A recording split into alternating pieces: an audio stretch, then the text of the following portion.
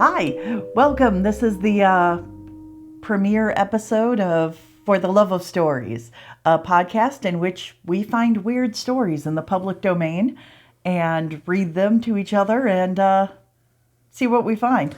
So what we're doing right now is I'm picking the stories, she's reading them. So I haven't heard any of these, and I've read them before. I read them after he picks them, but I didn't pick this. yeah, I pick the story and she reads them. I haven't heard them, so then I'm hearing them for the first time with you. So yeah. Yeah, and you found a crazy one. This is crazy. I did. So this is from Weird Tales. It's from 1930 something. So I guess I should have done some more stuff. The name of you can go ahead and introduce the story. Okay. It was from Weird Tales, which was a pulp fiction magazine in the early 1930s. So the story is called Ooze, a novelette of 1,000 thrills by Anthony M. Rood. All right. Are you ready to go? I am ready to go. This language in this is fabulous. All right. I'm ready. Okay.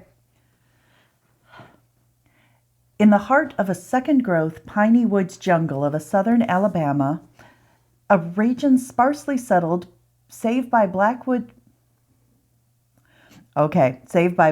blacks and Cajuns, that queer, half-wild people descended from Acadian exiles of the middle 18th century, stands a strange, enormous ruin.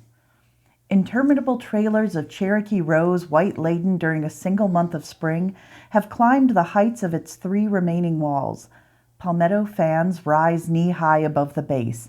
A dozen scattered live oaks, now belying their nomenclature because of choking tufts of gray Spanish moss, and 2-foot circlets of mistletoe parasite, which have stripped bare of foliage the gnarled, knotted limbs, fantastic beards against the crumbling brick. Immediately beyond, where the ground became soggier and lower, dropping away hopelessly into the tangle of dogwood, holly, poison sumac, and pitcher plants, that is moccasin swamp, undergrowth of titi and anise has formed a protecting wall impenetrable to all save the furtive ones. Some few outcasts utilize the stinking depths of that sinister swamp, distilling shiny or pure con liquor for illicit trade. I'm guessing that's the moonshine. That would be the moonshine. That's the moonshine. Shiny. Maybe shiny. I'm going with shiny. I like it. Tradition states that this is the case at least, a tradition which antedates that of the premature ruin by many decades. I believe it, for during evenings intervening between investigations of the awesome spot, I was approached as a possible customer by woodbillies who could not fathom how anyone dared venture near without plenteous fortification of liquid courage. I knew shiny, therefore I did not purchase it for personal consumption.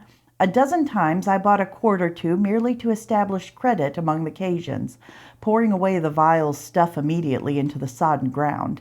It seemed then that only through filtration and condensation of their dozens of weird tales regarding Dead House could I arrive at an understanding of the mystery and weight of horror hanging about the place. So this is like scary, like moonshine. This is like this is like moonshine. This is like jet fuel. Yeah, pretty much. Right. But I'm sure they love it. They're self-embalming. So, certain it is that out of all the superstitious cautioning, head-wagging, and whispered nonsensities, I obtained only 2 indisputable facts.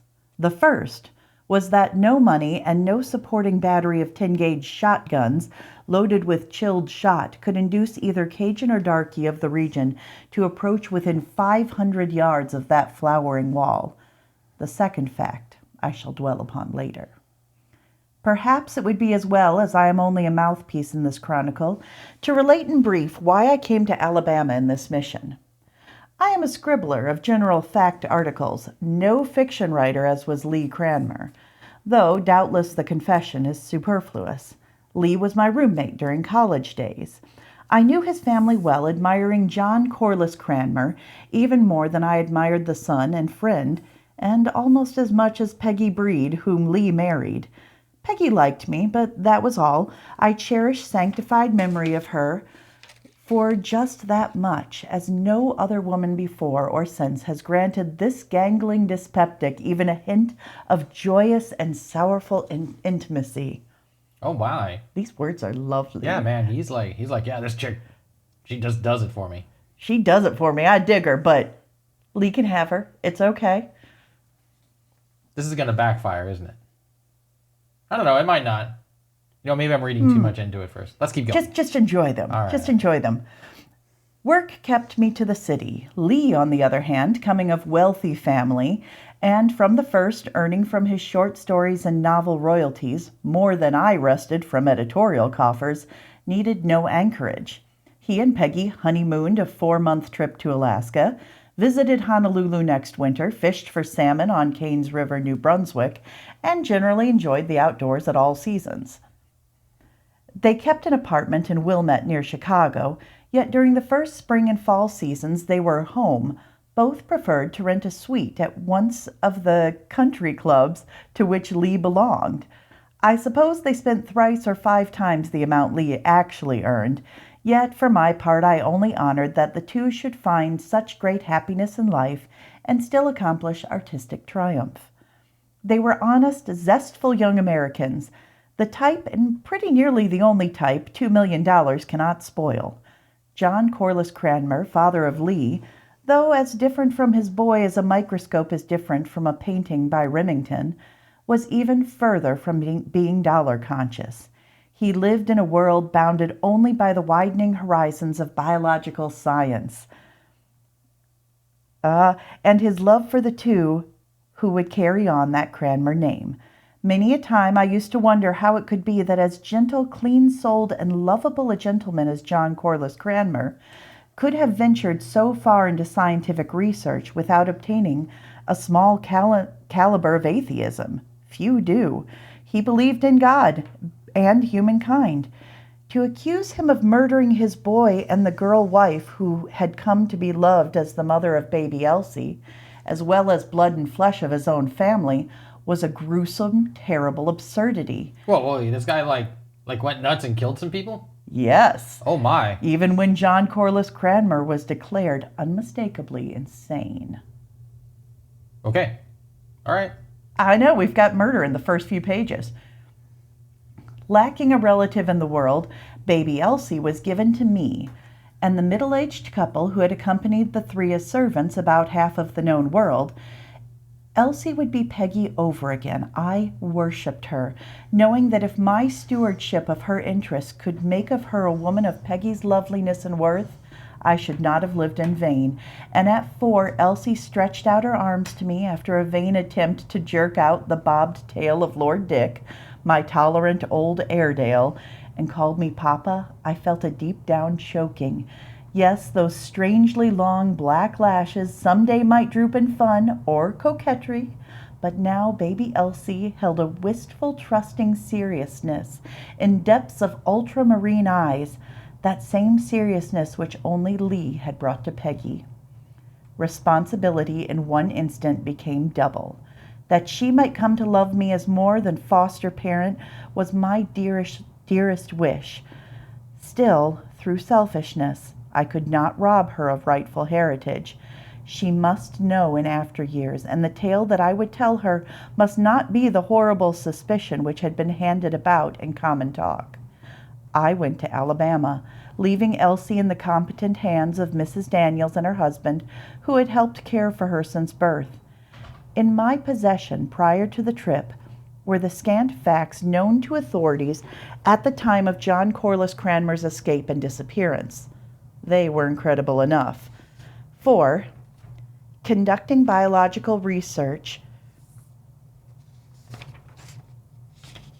upon forms of protozoan life, John Corliss Cranmer had hit upon this region of Alabama, near a great swamp teeming with microscopic organisms and situated in a semi-tropical belt where freezing water rarely intruded to harden the bogs. The spot seemed ideal for his purpose.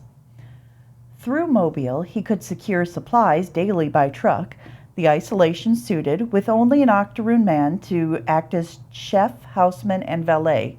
For the times he enter- for the times he entertained no visitors. He brought down scientific apparatus, occupying temporary quarters in the village of Burdett's Corners, while his woods house was in process of construction. By all accounts, the lodge, as he termed it, was a substantial affair of 8 or 9 rooms, built of logs and planed lumber bought at Oak Grove. Lee and Peggy were expected to spend a portion of each year with him. Quail, wild turkey, and deer abounded, which fact made such a vacation certain to please the pair. At other times, all save 4 rooms were closed. This was in 1907, the year of Lee's marriage. 6 years later, when I came down, no sign of a house remained, except certain mangled and rotting timbers projecting from viscid soil, or what seemed like soil, Oh, so like it's all everything's kind of like rotted away. in 6 years. Oh wow. Uh-huh. Okay. And a 12-foot wall of brick had been built to enclose the house completely. One portion of this had fallen inward. I wasted weeks of time at first interviewing officials of the police department at Mobile, Alabama? Sure. Let's go Mobile. Mobile. The town marshals and county sheriffs of Washington and Mobile counties, and officials of the psychopathic hospital from which Cranmer had made his escape. In substance, the story was one of baseless homicidal mania. Cranmer the elder had been away until late fall, attending 2 scientific conferences in the north and then going abroad to compare certain of his findings with those of a Dr. Gimler of Prague University.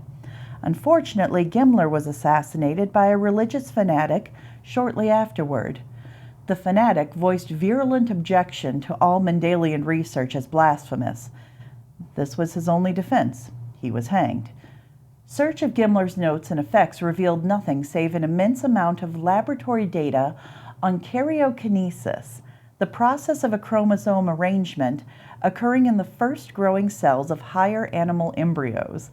Apparently, Cranmer had hoped to develop some similarities or point out differences between hereditary factors occurring in lower forms of life and those half demonstrated in the cat and monkey. The authorities had found nothing that helped me. Cranmer had gone crazy. Was that not sufficient explanation? Perhaps it was for them, but not for me and Elsie. But to the slim basis of fact I was able to unearth. No one wondered about a fortnight.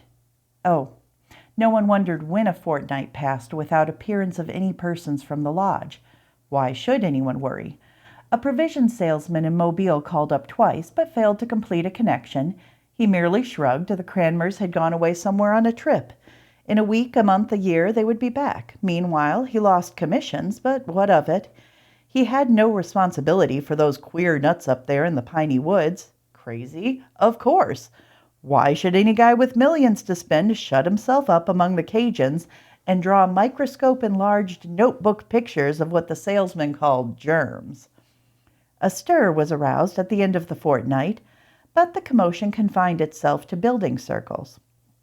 20 carloads of building brick, 50 bricklayers, and a quarter-acre of fine-meshed wire, the sort used for screening off pins and rodents, and small marsupials in a zoological garden, were ordered. Damn expense, hurry! By an unshaven, tattered man who identified himself with difficulty as John Corliss Cranmer. He looked strange even then. A certified check for the total amount given in advance and another check of absurd size slung toward a labor entrepreneur silenced objection, however. Okay, so this guy's like nuts and like ordered this thing. A ton of things. Yeah. These millionaires, though, were apt to be flighty. I love that. It's just those crazy millionaires. Sure. When they wanted something, they wanted it at the tap of a bell. Why not drag down the big profits? A poorer man would have been jacked up in a day. Cranmer's fluid gold bathed him in immunity to criticism. And he paid for all this like in full. Yeah. Like up front. Uh-huh. He had a certified check, so he was good to go. All right. So, the encircling wall was built and roofed with wire netting, which drooped about the squat pitch of the lodge. Curious inquiries of workmen went unanswered until the final day. Then Cranmer, a strange, intense apparition who showed himself more shabby than a quay derelict, assembled every man, Jack of the workmen. In one hand he grasped a wad of blue slips, 56 of them. In the other he held a Luger automatic. I offer each man $1,000 for silence, he announced.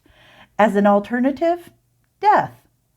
You know little. Will all of you consent to swear upon your honor that nothing which has occurred here will be mentioned elsewhere? By this I mean absolute silence. You will not come back here to investigate anything. You will not tell your wives. You will not open your mouths, even upon the witness stand in case you are called. My price is 1,000 apiece. In case one of you betrays me, I will give you my word that this man shall die. I am rich. I can hire men to do murder. Well, what do you say? I don't know, man. $1,000 is a lot of money in the 30s. Uh-huh. The men glanced apprehensively about. The threatening Luger decided them. To a man they accepted the blue slips, and save one witness who lost all sense of fear and morality in drink, none of the 56 has broken his pledge as far as I know. That one bricklayer died in delirium tremens. It might have been different had not John Corliss Cranmer escaped.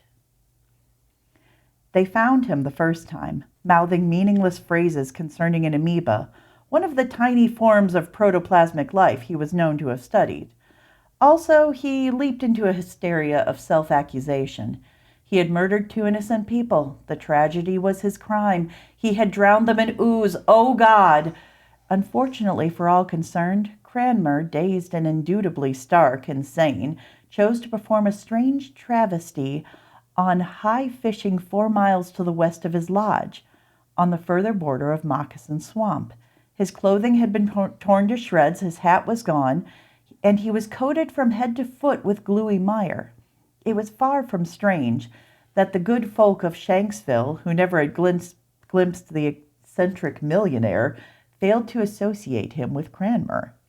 They took him in, searched his pockets, finding no sign save an inordinate sum of money, and then put him under medical care. 2 precious weeks elapsed before Dr. Quirk reluctantly acknowledged that he could do nothing more for his patient, and notified the proper authorities.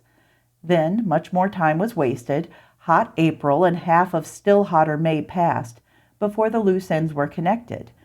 Then it did little good to know that this raving unfortunate was Cranmer, or that the 2 persons whom he shouted in disconnected delirium actually had disappeared. Alienists absolved him of responsibility. He was confined in a cell reserved for the violent. Meanwhile, strange things occurred back at the lodge, which now, for good and sufficient reason, was becoming known to dwellers of the woods as Dead House. Until one of the walls fell in, however, there had been no chance to see, unless one possessed the temerity to climb either one of the tall live oaks or mount the barrier itself. No doors or openings of any sort had been placed in that hastily constructed wall. So there's this huge wall going all around the place. Yes. And it's like, basically this whole thing is like impenetrable. Yes, that had been constructed after weirdness started happening. All right. No doors, no windows. No, thank you. No windows, no doors. By the times the western side of the wall fell, not a native for miles around but feared the spot far more than even the bottomless snake-infested bogs which lay to west and north. The single statement was all John Corliss Cranmer ever gave to the world. It proved sufficient. An immediate search was instituted. It showed that less than 3 weeks before the day of initial reckoning, his son and Peggy had come to visit him for the second time that winter, leaving Elsie behind in the company of the Daniels pair. They had rented a pair of Gordons for quail hunting, and had gone out. That was the last anyone had seen of them. The backwoods Negro who glimpsed them stalking a covey behind their two pointed dogs had known no more, even when sweated through 12 hours of third degree. Certain suspicious circumstances, having to do only with his regular pursuit of shiny transportation, had caused him to fall under suspicion at first. He was dropped. 2 days later, the scientist himself was apprehended, a gibbering idiot who sloughed his pole, holding on to the bait hook into a marsh where nothing save moccasins, an errant alligator amphibian life, could have been snared. His mind was 3/4 dead. Cranmer then was in the state of the dope fiend who rouses to a sitting position to ask seriously how many Bolsheviks were killed by Julius Caesar before he was stabbed by Brutus, or why it was that Roller Canary sang only on Wednesday evenings. Sounds like he's just tripping balls to me. Kind of sounds like it, doesn't it? He's on something. I love that sentence. Bolsheviks were killed by Julius Caesar before he was stabbed by Brutus. I don't know. Rewrite history. Sure. It's kind of revisionist. Let's go. He knew that tragedy of the most sinister sort had stalked through his life, but little more at first. Later, the police obtained that one statement, that he had murdered 2 human beings, but never could means or motive be established. Official guess as to the means was no more than wild conjecture. It mentioned enticing the victims to the noisome depths of Moccasin Swamp, there to let them flounder and sink. The 2 were his son and daughter-in-law, Lee and Peggy. By feigning coma, then awaking with suddenness to assault 3 attendants with incredible ferocity and strength, John Corliss Cranmer escaped from Elizabeth Ritter Hospital. How he managed to traverse 60-odd intervening miles and still balk detection remains a minor mystery to be explained only by the assumption that maniacal cunning sufficed to outwit saner intellects, like it does. So he was crazy like a fox. Crazy like a fox. All right. Traverse these miles he did, though until I was fortunate enough to uncover evidence to this effect, it was supposed generally that he had made his escape as a stowaway on one of the banana boats, or had buried himself in some portion of the nearer woods where he was unknown. The truth ought to be welcome to households of Shanksville, Burdett's Corners, and vicinage, these excusable prudent ones who, to this day, keep loaded shotguns handy and barricade their doors at night. The first 10 days of my investigation may be touched upon in brief. I made headquarters in Burdett's Corners and drove out each morning carrying lunch and returning for my grits and Piney Woods pork, or mutton, before nightfall. My first plan had been to camp out at the edge of the swamp, for opportunity to enjoy the outdoors comes rarely in my direction. Yeah, 'cause camping in a swamp sounds good. Sounds buggy to me. Yeah. I don't know if I'd be into that. Yet, after one cursory examination of the premises, I abandoned the idea. I did not want to camp alone there, and I am less superstitious than a real estate agent. It was perhaps psychic warning, more probably the queer, faint, salty odor, as of fish left to decay, which hung about the ruin, made too unpleasant an impression upon my olfactory sense. I experienced a distinct chill every time the lengthening shadows caught me near Dead House. The smell impressed me. In newspaper reports of the case, one ingenious explanation had been worked out. To the rear of the spot where Dead House had stood, inside the wall, was a swampy hollow circular in shape. Only a little real mud lay in the bottom of the bow-like depression now. But one reporter on the staff of the Mobile Register guessed that during the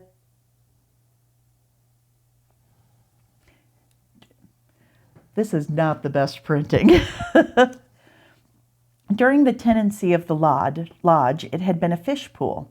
Drying up of the water had killed the fish, who now permeated the remnant of mud with this foul odor.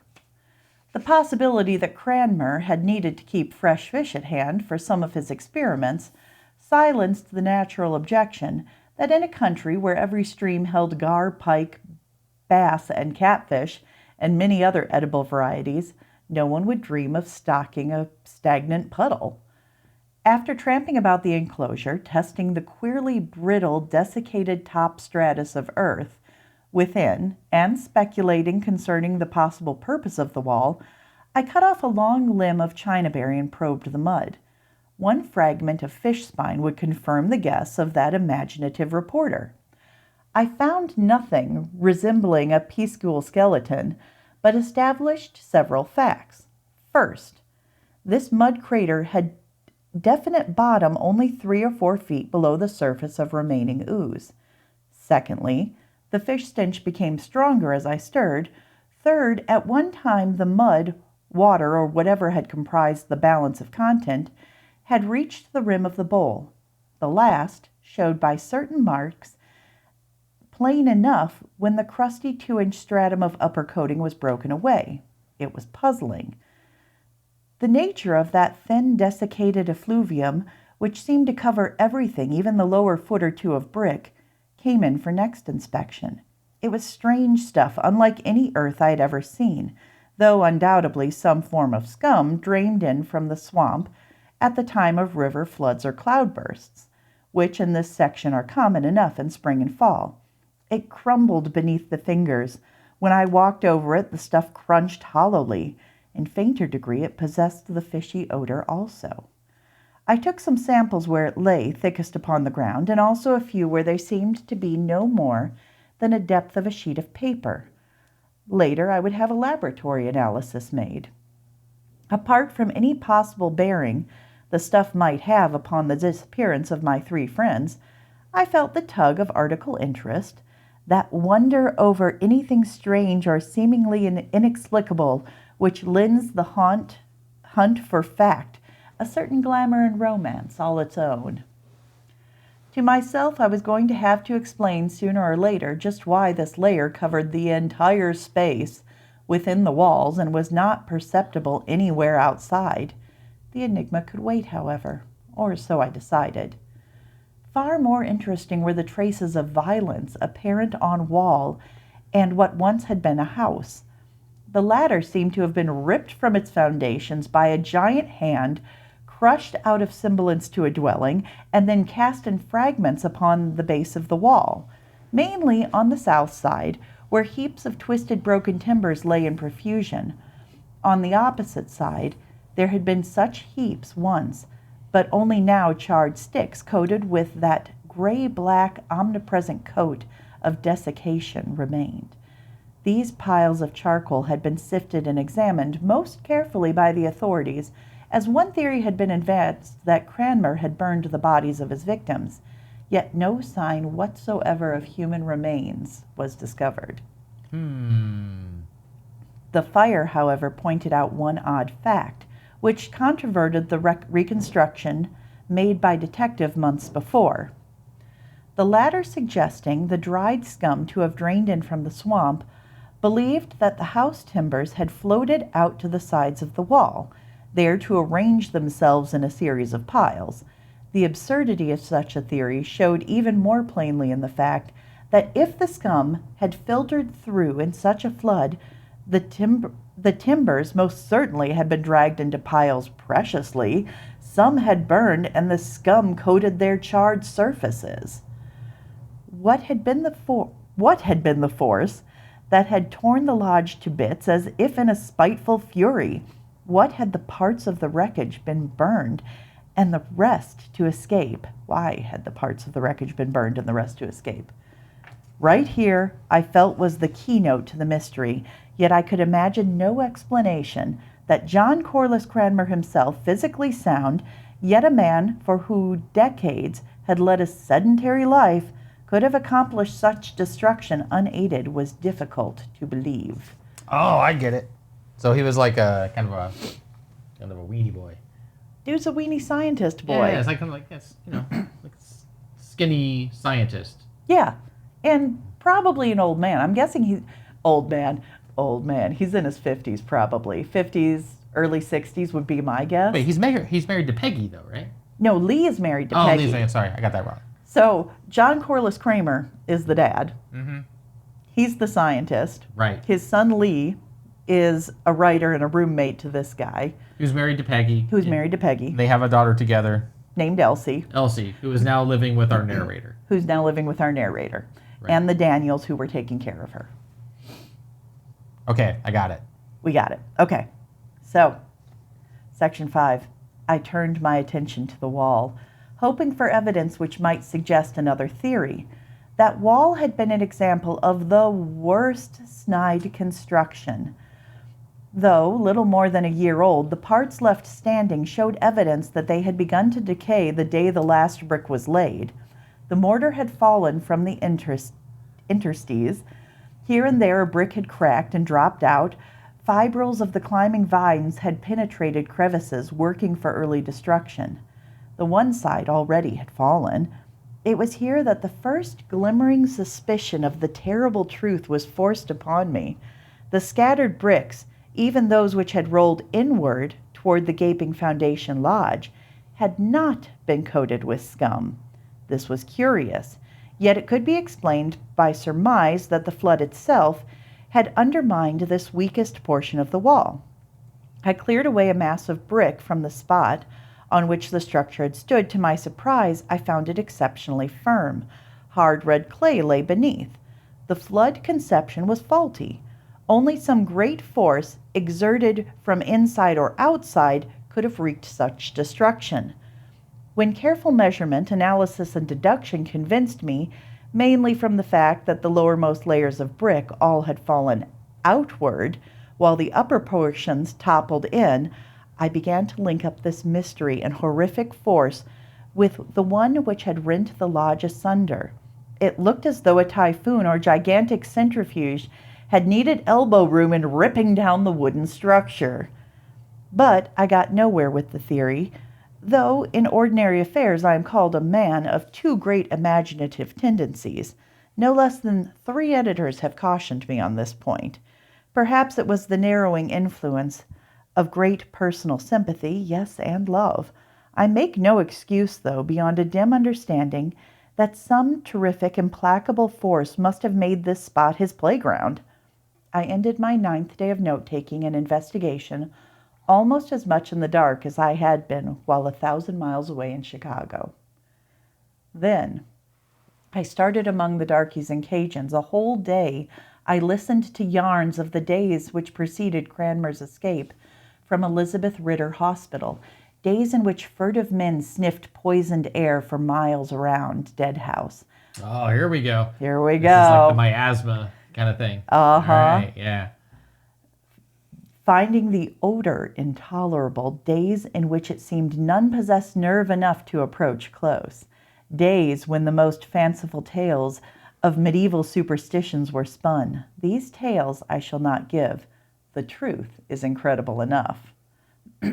At noon upon the 11th day, I chanced upon Rory Payeron, a Cajun, and one of the least prepossessing of all with whom I had come in contact. Chance, perhaps, is a bad word. I had listed every dweller of the woods within a 5-mile radius. Rory was 16th on my list. I went to him only after interviewing all 4 of the Crabiers and 2 whole families of Pichons, and Rory regarded me with the utmost suspension until I made a present of 2 quarts of shiny purchased of the Pichons. Yeah, here we go. Just, give him some shine, and he'll feel fine. And now you're best friends. Because long practices had perfected me in the technique of seeming to drink another man's awful liquor. No, I am not an absolute prohibitionist. Fine wine or 12-year in cask bourbon whiskey arouses my definite interest. I fooled Payeron from the start. I shall omit preliminaries and leap to the first admission from him that he knew more concerning Deadhouse and its former inmates than any of the other darkies or Cajuns round about. But I ain't talking, sacre. I should open my gab that what might fly out is for keeping silent, you're damn right. Wow. I know, it's fabulous. Nice. I agreed. He was a wise man, educated to some extent in the queer schools and churches maintained exclusively by Cajuns in the depths of the woods, yet naive withal. We drank. And I never had to ask another leading question. The liquor made him want to interest me. and the only extraordinary topic in the whole neck of the woods was the dead house. 3/4 of a pint of acrid, nauseous fluid, and he hinted darkly. A pint, and he told me something I scarcely could believe. Another half pint, but I shall give his confession in condensed form. He had known Joe Sibley, the octoroon chef, houseman, and valet who served Cranmer. Through Joe, Rory had furnished certain indispensable in way of food to the Cranmer household. At first, 3 salable articles had been exclusively vegetable: white and yellow turnips, sweet potatoes, corn, and beans. But later, meat. Yes, meat, especially whole lambs slaughtered and quartered, the coarsest variety of Piney Woods pork and beef, all in immense quantities. Sounds like a Cajun barbecue to me. That actually sounds really It does good. sound pretty good. It's like meat man. fest. Yeah. Not in the swamp though. Oh, Kind of skeeto-y. but it would smell fabulous. Yeah, too many skeeters. Yes. In December of the fatal winter, Lee and his wife stopped down at the lodge for 10 days or thereabouts. They were en route to Cuba at the time, intending to be away 5 or 6 weeks. Their original plan had been only to wait over a day or so in the piney woods, but something caused an amendment to the scheme. The two dallied. Lee seemed to have become vastly absorbed in something, so much absorbed that it was only when Peggy insisted upon continuing their trip that he could tear himself away. It was during these 10 days that he began buying meat. Meager bits at first, a rabbit, a pair of squirrels, or perhaps a few quail beyond the number he and Peggy had shot. Rory furnished the game, thinking nothing of it except that Lee paid double prices, and insisted upon keeping the purchases secret from other members of the household. "I'm putting it across on the governor, Rory," he said, once with a wink. "Going to give him the shock of his life. You mustn't let on, even to Joe, about what I want you to do. Maybe it won't work out, but if it does, Dad'll have the scientific world at his feet. He doesn't blow his own horn anywhere near enough, you know." Rory didn't know, hadn't a suspicion what Lee was talking about. Still, if this rich young idiot wanted to pay him $50 in good silver coin for a quail that anyone, himself included, could knock down with a 5-cent shell, Rory was well satisfied to keep his mouth shut. Each evening he brought one of the small game, and each day Lee Cranmer seemed to have used for an additional quail or so. When he was ready to leave for Cuba, Lee came forward with the strangest of propositions. He fairly whispered his vehemence and desire for secrecy. He would tell Rory and pay the Cajun $500, half in advance and half at the end of 5 weeks, when Lee himself would return from Cuba, provided Rory agreed to adhere absolutely to a certain secret program. The money was more than a fortune to Rory. It was an undreamt of affluence. The Cajun acceded. "He was telling me then how the old man had raised some kind of pet," Rory confided, "and wanted to get shed of it. So he gave it to Lee, telling him to kill it. But Lee was sot on fooling him. What I ask yer is, what kind of pet is it what lives down in a mud sink and eats a couple of hogs every night?" I couldn't imagine, so I pressed him for further details. Here at last was something that sounded like a clue. He really knew too little. The agreement with Lee provided that if Rory carried out the provisions exactly, he should be paid extra, and at his exorbitant scale of all additional outlay when Lee returned. The young man gave him a daily schedule which Rory showed. Each evening he was to procure slaughter and cut up a definite and growing amount of meat. Every item was checked, and I saw that they ran from 5 pounds up to 40. "What in heaven's name did you do with it?" I demanded, excited now and pouring him additional drink for fear caution might return to him. I don't think anything's returning to this guy. No, I don't think so. I'm hoping this turns into like an Encyclopedia Brown kind of mystery. You give all the clues, and then at the end, it's like, how did he do it? took it through the bushes and back and slung it in the mud sink there, and something come up and drug it down. Alligator? Diable! How should I know? It was dark, I wouldn't go close. He shuddered, and the fingers which lifted his glass shook with sudden chill. Maybe you'd have done it, huh? Not me, though. The young fella told me to sling it, and I slung it. A couple of times I come round in the light, but there wasn't nothing there you could see. Just muddin' and some water. Maybe the thing didn't come out in daytimes. Perhaps not, I agreed, straining every mental resource to imagine what Lee's sinister pet could have been. But you said something about 2 hogs a day. What did you mean by that? This paper, proof enough that you're telling the truth so far, states that on the 35th day you were to throw 40 pounds of meat, any kind, into the sink. 2 hogs, even the piney woods variety, weigh a lot more than 40 pounds. Them was after he come back. From this point onward, Rory's tale became more and more enmeshed in the vagaries induced by bad liquor. Vagaries is a good word. Uh-huh. I need to use that more. Induced by bad liquor. Also need to use more. No. I mean, I get the bad liquor thing. I feel the same way about eating other people's casseroles. Or any casseroles. Any casseroles, come on. You have an unreasonable hatred of casseroles. This is true. His tongue thickened. I shall give his story without attempt to... I have to... I love this. I shall give his story without attempt to reproduce further verbal barbarities, or the occasional prodding I had to give in order to keep him from maundering into foolish jargon. Verbal barbarities. Yes! That's a Vincent Price kind of line, isn't it? Yes! Lee had paid munificently. His only objection to the manner in which Rory had carried out his orders was that the orders themselves had been deficient. The pet, he said, had grown enormously. It was hungry, ravenous. Lee himself had supplemented the fare with huge pails of scraps from the kitchen. From that day, Lee purchased from Rory whole sheep and hogs. The Cajun continued to bring the carcasses at nightfall, but no longer did Lee permit him to approach the pool. The young man appeared chronically excited now. He had a tremendous secret, one the extent of which even his father did not guess, and one which would astonish the world. Only a week or 2 more, and he would spring it. First, he would have to arrange certain data. Then came the day when everyone disappeared from Deadhouse. Rory came round several times, but concluded that all of the occupants had folded tents and departed, doubtless taking their mysterious pet along.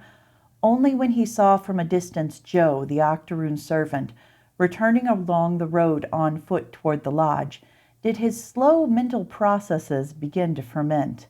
That afternoon, Rory visited the strange place for the next to last time. He did not go to the lodge itself, and there were reasons. While still some hundreds of yards away from the place, a terrible, sustained screaming reached his ears. It was faint, yet unmistakably the voice of Joe. Throwing a pair of No. 2 shells into the breech of his shotgun, Rory hurried on, taking his usual path through the brush at the back.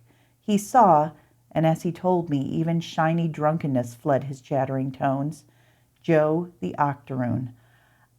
He stood in the yard, far from the pool into which Rory had thrown the carcasses, and Joe could not move. Rory failed to explain in full, but something, a slimy, amorphous something, which glistened in the sunlight, already had engulfed the man to his shoulders. Breath was cut off. Joe's contorted face writhed with horror and beginning suffocation. One hand, all that was free of the rest of him, beat feebly upon the rubbery, translucent thing that was engulfing his body. Then Joe sank from sight. Nice. I know. This is like, okay, you know those like gelatinous cubes that Yes. happen D&D? Yes, and Yeah. Minecraft. Yeah. Yes, and they just engulf everything. Everything. It's just like, yeah. Yum. Yeah.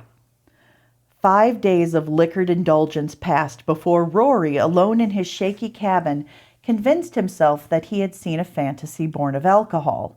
he came back, the last time, to find a high wall of bricks surrounding the lodge and including the pool of mud into which he had thrown the meat. While he hesitated, circling the place without discovering an opening, which he would not have dared to use even had he found it, a crashing tearing of timbers and persistent sound of awesome destruction came from within. He swung himself into one of the oaks near the wall, and he was just in time to see the last supporting stanchions of the lodge give way outward. The whole structure came apart. The roof fell in, yet seemed to move after it had fallen. Logs of wall deserted, retaining grasp of their spikes, like layers of plywood in the grasp of the shearing machine. That was all. Lawnmower. Shearing machine. Giant lawnmower? Suddenly intoxicated now, Rory mumbled more phrases, giving me the idea that on another day when he became sober once more, he might add to his statements. But I, numbed to the soul, scarcely cared. If that which he related was true, what nightmare of madness must have been consummated here? I could vision some things now which concerned Lee and Peggy. Horrible things. Only remembrance of Elsie kept me faced forward in the search, for now it seemed almost that the handiwork of a madman must be preferred to what Rory claimed to have seen. What had been that sinister translucent thing, that glistening thing which jumped upward about a man, smothering, engulfing? Queerly enough, though, such a theory came most easily to my mind now that would have outraged reason in me if suggested concerning total strangers. I asked myself only what details of Rory's revelation had been exaggerated by fright and fumes of liquor, and as I sat on the creaking bench in his cabin, staring unseeing as he lurched down to the floor, fumbling with a lockbox of green tin which lay under his cot, and muttering the answer to all my questions lay within reach. It was not until the next day, however, that I made the discovery. Heavy of heart, I had re-examined the spot where the lodge had stood, then made my way to the Cajun's cabin again, seeking sober confirmation of what he had told me during intoxication.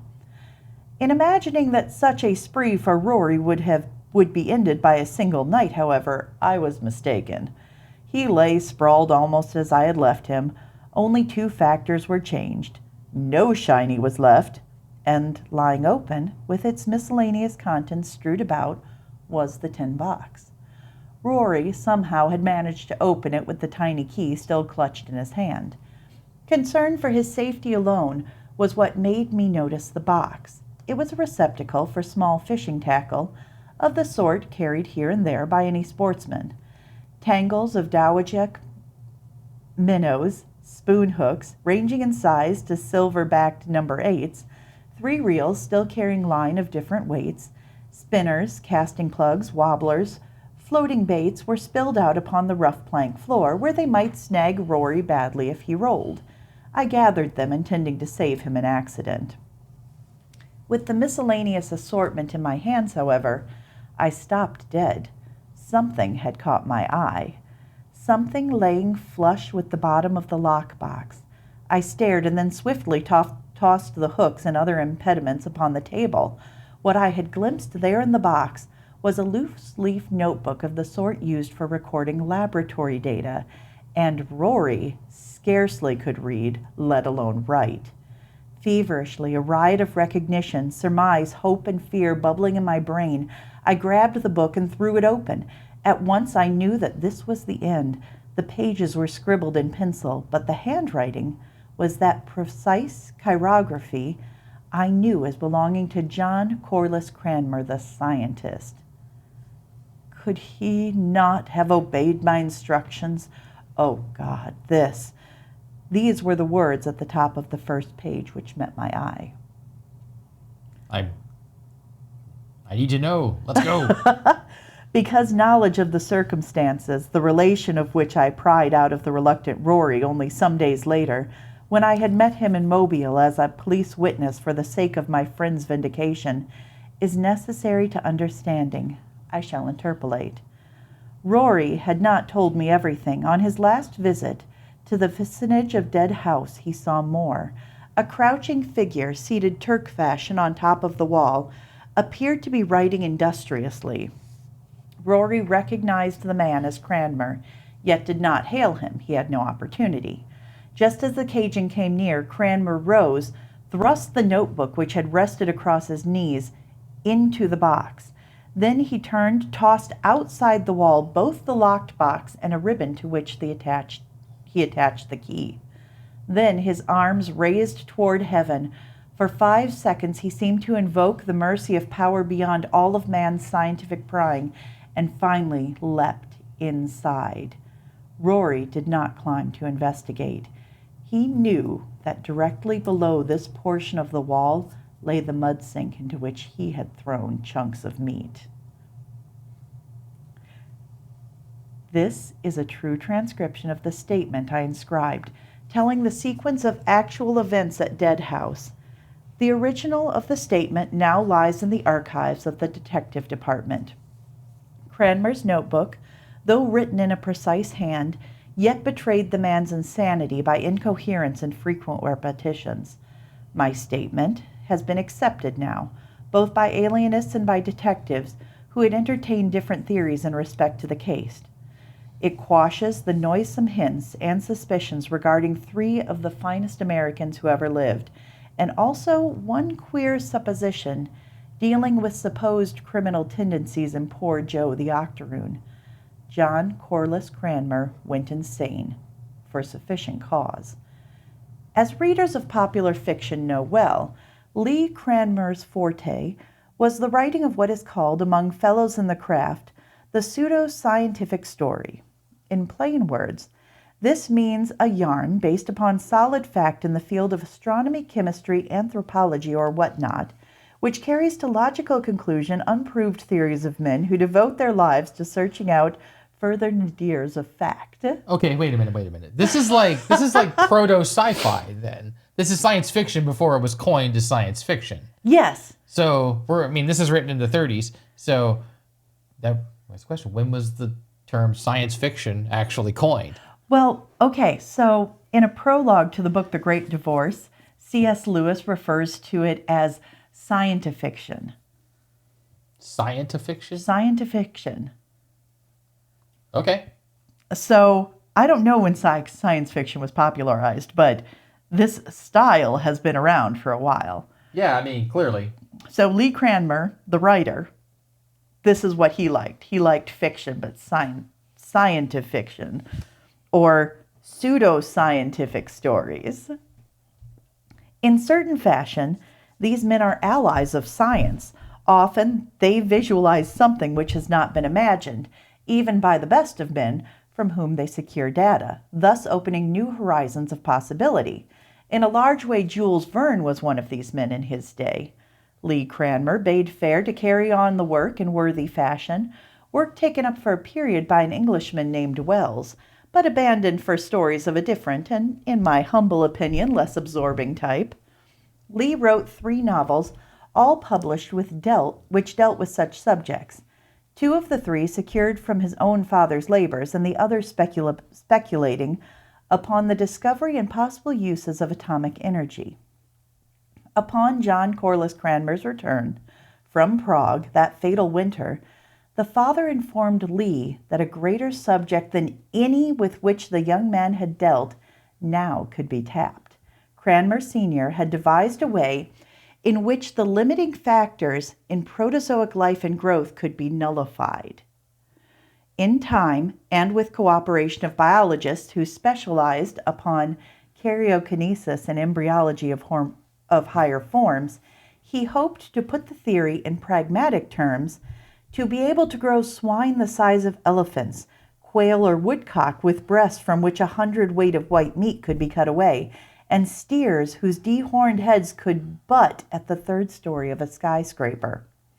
Such results would revolutionize the methods of food supply, of course.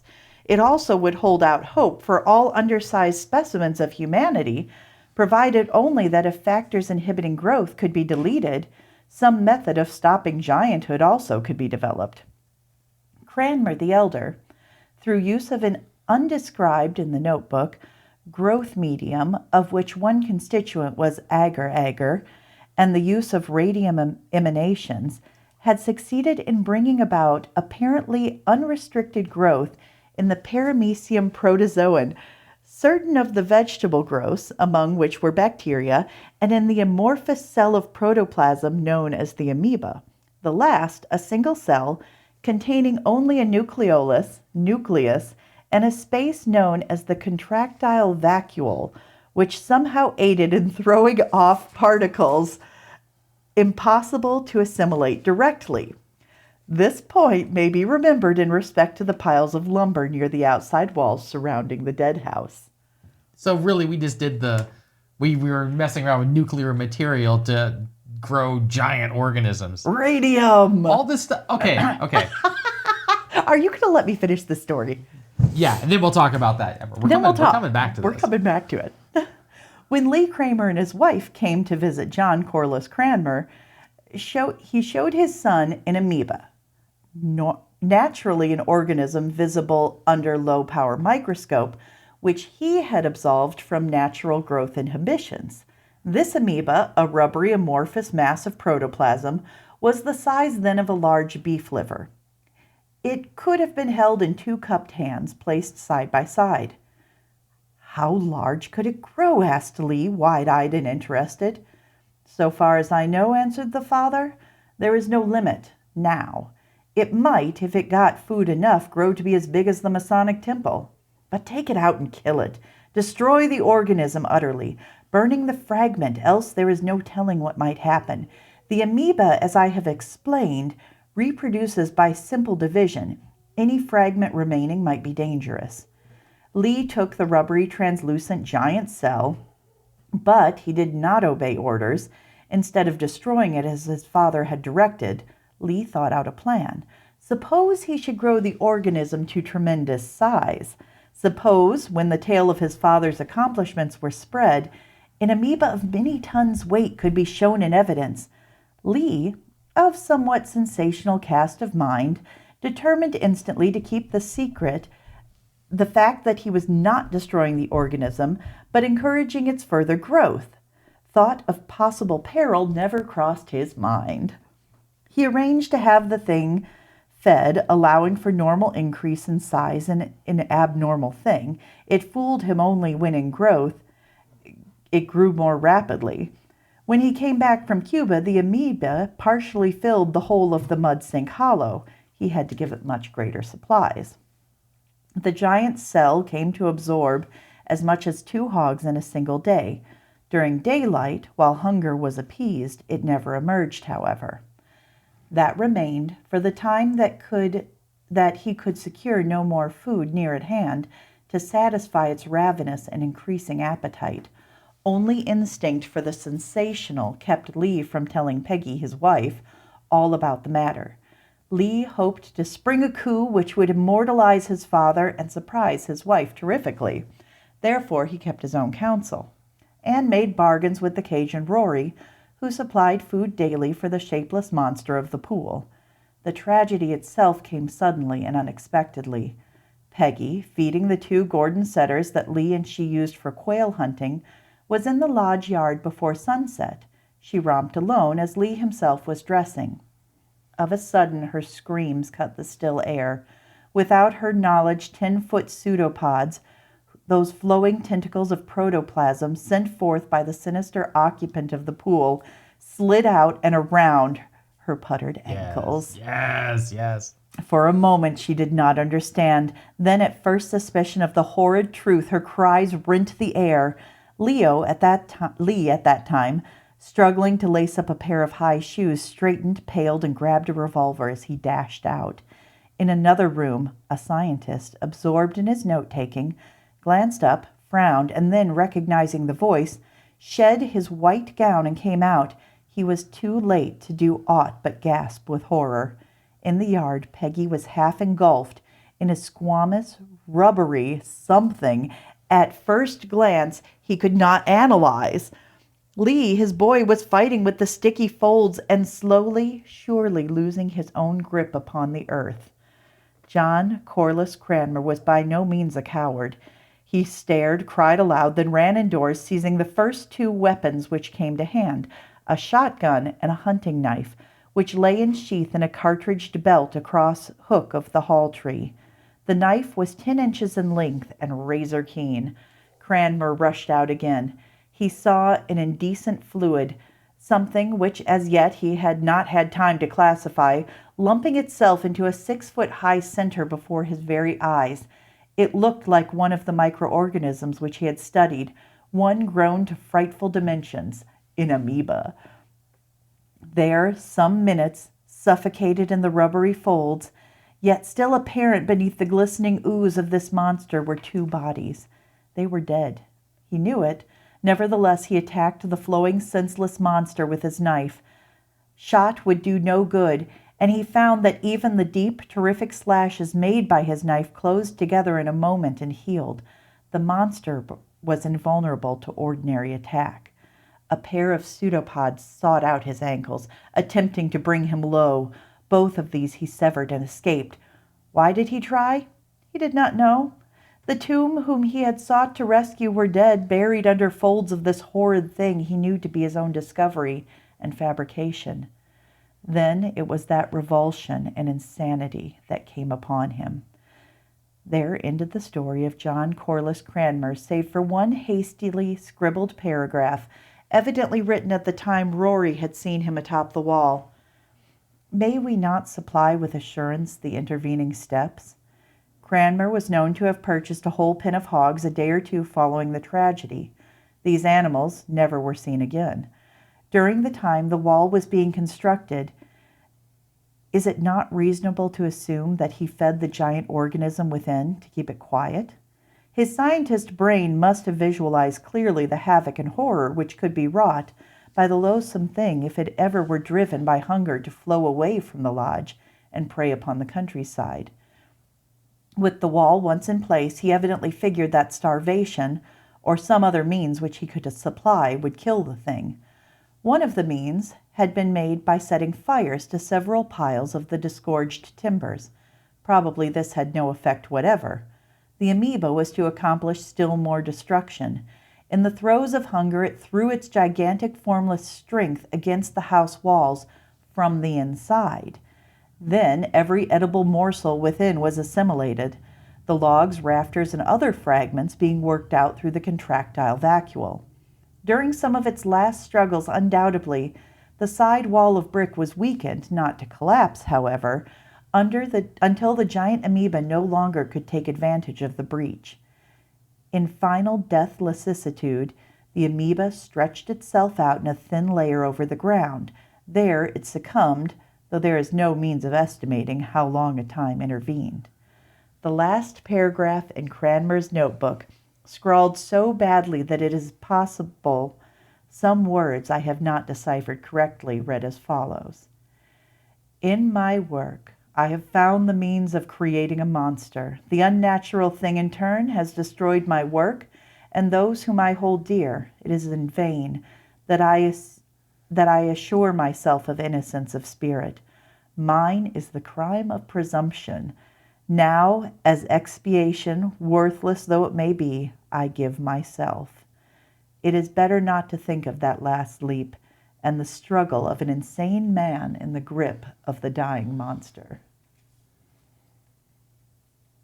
Wow. I know, right? Not bad. Uh-huh. It's delicious. That is a delicious story. Oh. The people he ate may have been delicious. Well, I mean, the amoeba. The Cajun barbecue sounded Yeah. good, but Wow. oh, the language. Yeah. So the writing style is interesting. Yes. For sure. I mean, you got 1930s pulp, Oh, the vocabulary that he used. Yeah. It's you don't hear these words often much anymore. No. You don't get that kind of stuff in the writing. It's fun.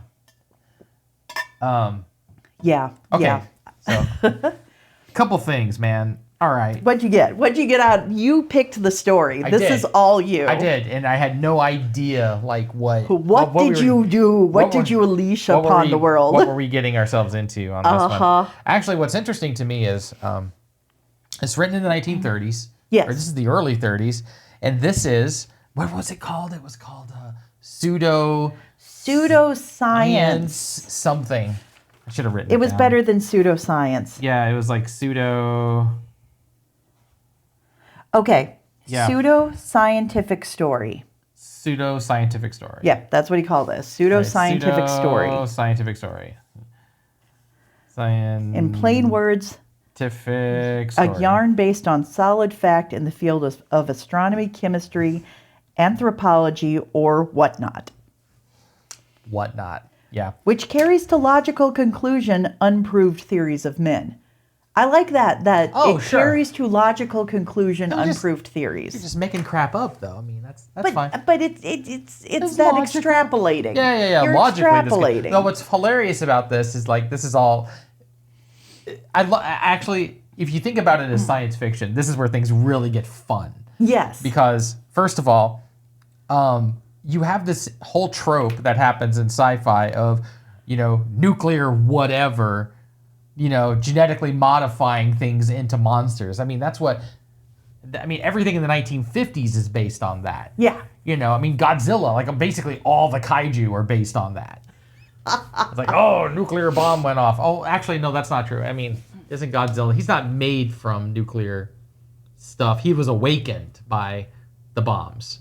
Something like- I That don't makes know. sense. So he's an old one. Yeah, I'm gonna have to go back to do some old OG Godzilla. OG Godzilla research. Yeah, I'm gonna have to do that. But how many movies in the 1950s in America are based on, like, oh no, people were screwing around with, nuclear whatever. It's like a With bomb went off. radium. Yeah. We have we're doing nuclear testing, and now we have giant grasshoppers. We have giant ants. We have giant. Okay. Giant Gila monster. A Gila monster, really? What? Gila monster. Gila?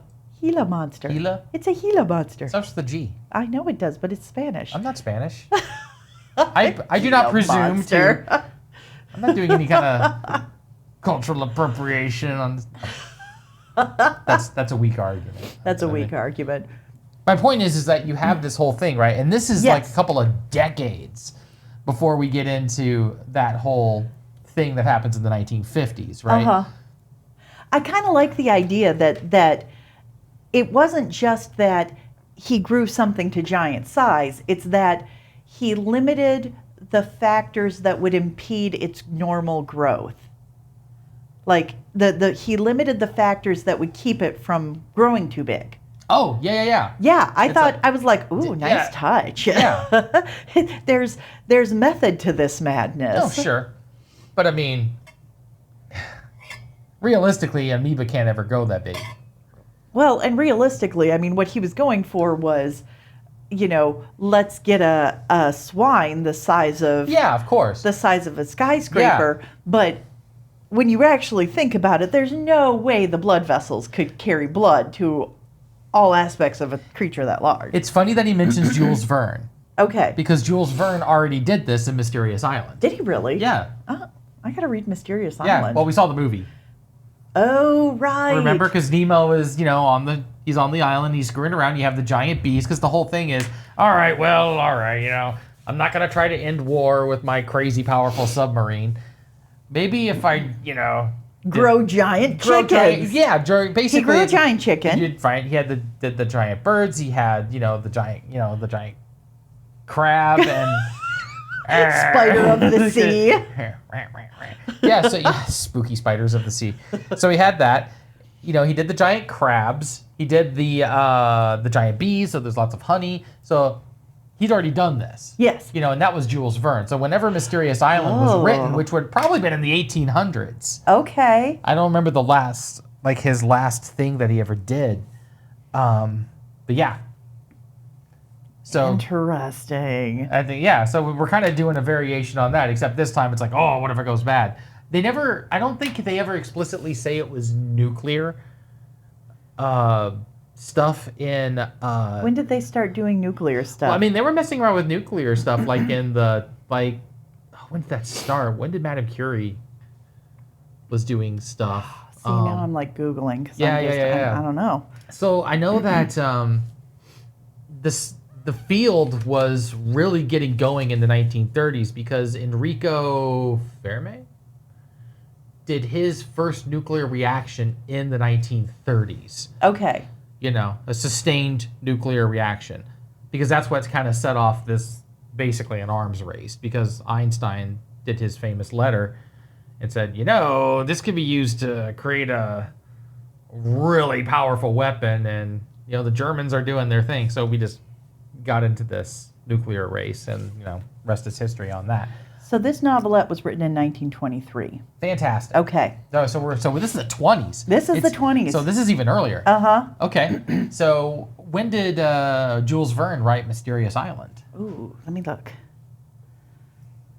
Because you can find anything on Google. That's right. Well, what I'm interested in, we're learning together, aren't we? What I'm interested in is, when was the first time you really started seeing, nuclear energy being used, nuclear materials being used to create monsters? Okay, The Mysterious Island is an 1874 adventure novel by Jules Verne. There you go. Oh. 1874. I knew it was old. So It came after 20,000 Leagues Under the Sea. Was it really nuclear that was powering the ship, or now what powered Nemo's it ship? was, okay, they never really go into it, but it was all. But I've read 20,000 Leagues, and he says there's this whole section of the book that's entitled "All by Electricity." And Nemo is saying, look, everything on here is electric, and I have this energy, and they say it's fueled by, basically, like, what did they say in the book? It was the energy of the sun. Okay. So I think it was kind of speculative. They didn't really understand how nuclear reaction would work, but they knew that it was the same energy that fueled the sun was fueling his boat, which is essentially nuclear energy. So check this. Yeah. Nuclear power first appeared in literature in the early 20th century. The early examples include Garrett B. Service's The Columbus of Space, 1909. There you go. And H.G. Wells' The World Set Free in 1914. Yes, those nuclear bombs, He coined the term atomic bomb. Yeah, the atomic bombs, they exploded, and they were strange even to the men who created them. And that was really more of everything was melting. Like, blah. Yeah. Oh. So they had that idea. They didn't understand how it would actually work in reality, right? It's going to set fire to the sun. Yes, it will you will explode light itself. Yeah, anyway, but that's my point, But what I'd be interested to know is the first time you started using that sort of thing, using nuclear stuff to create monsters for these kind of horror fantastic stories, because that was so popular in the 50s after the bomb. We're going to end up going down a rabbit hole now, aren't we? Gosh, yeah. Of, I can understand why it happens. Oh crap, we actually have this stuff's amazing. Yeah, well, not just that. It's oh my gosh, this is the real world destructive power of this of science and of nuclear energy. It's it ended the Second World War and destroyed 2 Japanese cities. So it was plausible now. Yeah. Now, this was just weird stuff. It was plausible, and then you use science fiction. Yeah. It was now the science fiction now becomes a lot more plausible because I don't know what this stuff does. Okay, I'm looking up when the term science fiction was first used. Yeah. Oh. Because it had to have been coined at some point. Mm-hmm. And apparently it's in 1923. Before 1923, yeah. People were talking about it as pseudo-scientific stories. Yes. Okay, the term science fiction was famously coined and popularized by publisher Hugo Gernsback in 1929. Okay, so we're not there yet. And he had a magazine called Air Wonder Stories. So, okay, when was The Great Divorce written? Wasn't that was in the was that in the 40s? So early variations, like the term science fiction, were coined in 1926. Okay. So this was still before that. Yeah. What was the term again? Science fiction stories? Yes, pseudo-scientific stories. Pseudo-scientific stories. Yeah. Nice. Okay, so there you go. Right. No, the biologist in me just reveled in the the weirdness of here's science, but look at what we're doing with science. And I'm like, oh, this is delicious. Oh, here's something else that's interesting. When did we first started looking in microscopes at then when was it first published? Published hey, this is what amoeba look like. This is what protozoa look like. That would have been like late 19th century, maybe. Because that would have been like Darwin era, right? You know how bad I am with dates. I know that, but I'm just thinking about it going, when did this started getting into the public mind? It's like, oh, what if these things really were this big? And you start getting into the weirds. Because this is where it would have been. It would have been in the Pulp Fiction magazines. Those kind of stories, right?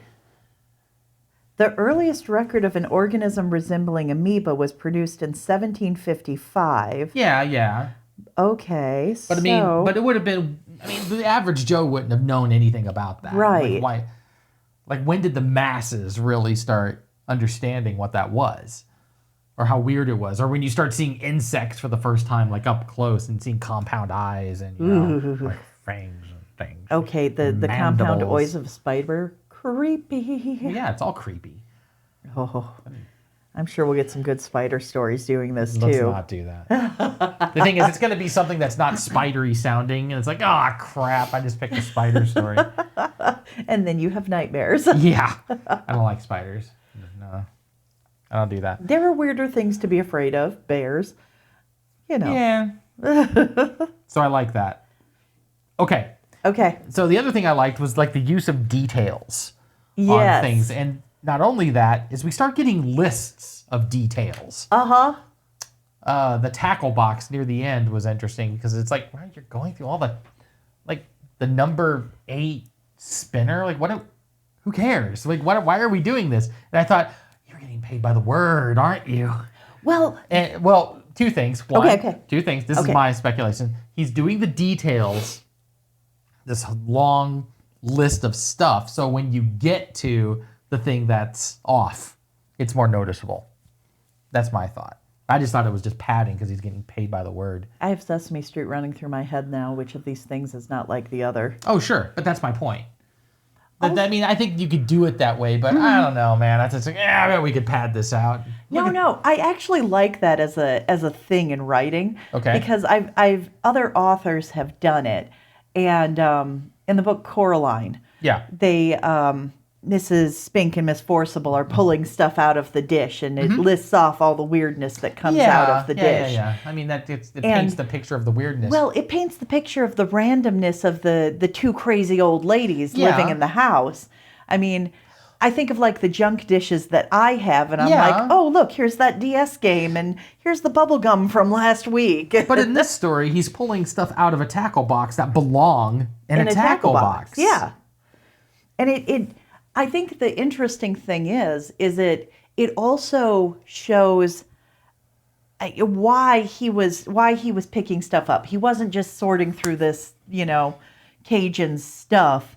He was actually like, he had reason for getting down on the floor and picking up all these random things. Yeah, I guess. Enough because the book, the notebook was flush with the bottom of the tackle box. Oh, so it's like at the bottom. Yeah. Oh, okay. So you got to get through all this other crap before you get to the bottom. Well, you have to get through all the other crap, and also you're going to have to be down on, if you're picking up that many like lures and stuff, you're going to have to be down on your hands and knees, like actually looking. It's something a cursory glance wouldn't have found. All right. So you're going through everything with him as he's discovering them. All right. And then he just happens to see the book. The notebook. A notebook, a loose leaf notebook. And I love how it said, this guy likely can't read, let alone write, so it's not his. Yeah, it's not his. Yeah. It's clearly not this. Yeah, of course. So it's enough to elicit more of an action to, actually pick it up. But he's not like, you don't go through a gentleman's mail kind of thing. Otherwise, he's not nosy. But he had rationale for what he did. I mean, we have all these characters. This is all happening in the South, right? And not only that, Deep South. This is like not even the Deep South. This is like what's that story? Into the Heart of Darkness, where you're going into like the deepest, darkest Africa. I mean, that's how this is being treated. Uh-huh. It's like these are barely humans. The way the Cajuns and the other locals are described. I'm like, okay. I mean, but on the other hand, I appreciate that we don't do that anymore. Yeah. And it's a product of its time, and it's kind of like it's a moment in time. It's like just a timestamp, if you will. And so I don't mind. I'm not taking that too seriously. I mean, this is in Weird Tales, for crying out loud. And I kind of like that the guy wasn't really slagging on the people who lived in. They chose to live there, and they had their own. It was very matter of fact. They had their own industry of. It's probably shinny. I should have looked it up, but shiny, moonshine. Yeah. See, and this is the other thing. Moonshine makes more sense to me. So it's called shiny. It's called shine. It's called rat gut. White lightning. Mountain Dew. Woohoo. But that's my point. I mean, that whole idea of distilled liquor down the swamps where cops aren't going to go out there. Yeah. But it's their own haven. I mean, they have a civilization out there. It's like its own enclave of civilization out there that's separated. And he even mentions their swamp schools and religions and it's a community. That's from the old world. That's a legitimate community. Yeah, absolutely. And he totally wasn't slagging on it, but all I could hear in my head when Rory was talking was Tim Curry being Gabriel Knight. Tim Curry is Gabriel Knight. Yeah, that would. And I wish I could have had Tim Curry just for reading that bit. Because his dulcet. I wonder if you could. British New Orleans tones. Someone's gonna do it, man. He's gonna sell the rights to his voice, and you're gonna be able to license it for AI usage. And people are gonna use it for their answering machines, like on their voicemails and stuff. Okay. Yeah. Okay. So the other thing. Yes. Yeah. Okay. So did they mentioned the bad air in the place? Because it smelled. It smelled bad. Yes. But it always smelled bad. Well, they mentioned the bad air, but then specifically in the pile, the mud hollow. Yeah. It smelled like dead fish. Yeah. Which I'm guessing would be the byproducts of what would have been shot out of the vacuoles, the byproducts of the animals that were just rotting there. Yeah, exactly. After this amoeba had absorbed just all the nourishment that he could from it. Mm-hmm. Yeah, that makes sense. But it sounded like, did they mention that it was like some legendy kind of stuff going on too? Like the bad air thing had been part of the mythos of the area before. Well, that and, he didn't want to camp out there because it smelled funky and it just, something didn't seem right to him. But you know what? I'm not a camper, so I can't imagine wanting to camp there at all. Yeah, I would not be into that. Okay, last thing. Okay. It's at the very end where he's talking about John when he's up on the wall scribbling in this notebook, right? Mm-hmm. He says he's sitting Turkish style on the wall. I just assumed that was like cross-legged. Cross-legged. I just thought it was interesting. They didn't say cross-legged. It's like, no, he's saying in Turkish style. Well, it would have been weird if he'd said like crisscross applesauce. That's not what I meant. But I mean, is that just like another product of its time? I think it's like so. If you sit that way, it's like, it's like, you're sitting, that's Turkish style. Like, okay. But that means that it's different than what English style, like someone of a more Western European style. We don't sit like that. We sit in chairs properly. We don't sit on the floor. But we also don't sit on the floor. And if you think about like the pictures you get from Arabian Nights. Yeah, they're sitting on the floor. They got all the cushions. They got the beautiful hookah. cushions, the carpets. They have that was their style. I mean, there are plenty of countries in the world where you sit on the floor as opposed to chairs. I mean, I guess if it was like medieval Japan or something, it'd be like sitting in seiza, right? You'd be like sitting like on your legs, like not cross-legged. You know what I mean? You know but what I mean? like almost kneeling. Like Yeah. It's like you're kneeling, but you're sitting on your legs. yes. It's called seiza. I just don't know how to describe it. It'd Okay. be like that. I'm a Westerner. I'm a gaijin. I can sit there for like 2 minutes before it just hurts. And your feet go numb. My entire legs go numb and my knees are screaming at me. Mm-hmm. And you have like these, 70-year-old Japanese women who could just sit there indefinitely. You're weak, boy. Yeah, and they know it. They're looking at you like, yeah. Yep. Loser. Used to do that. It was something we do in college. Anyway, the Turkish style thing I thought was interesting because it's another like timestamp on the story. On the story. Which I really enjoy. I love the language. I love the use of words. The descriptors of things are fantastic, and I just love this style of pulp writing. I was not expecting it to go science fiction-y. When it started going scientific, I'm like, wait a minute, because I was totally thinking this was going to be more Lovecraft It was going to go cosmic horror. Yes. Like there's something old and Yes. ancient living in the swamp that they uncover. Yeah, that's what I was thinking. There's a Lovecraft story that I read one time about some kind of house that was left behind, and it had plasma in the basement. Right. Yeah. Well, this would have been during when he was writing, and like all of his contemporaries, Robert E. Howard, and yeah. All right, When was The King in Yellow? that was earlier. That was earlier. I mean, that was like 1890 something Ooh. for the King in Yellow. That predicted a lot of stuff. Also a delicious book. Yeah, Robert Chambers, I think. yeah. Because you had the one story. Was it The Repair of Reputations? Where they are talking about like the U.S. Army. They're talking about like the First World War. Yeah. But I mean, to be fair, everyone knew that was going to blow up in their faces decades before. Everyone knew.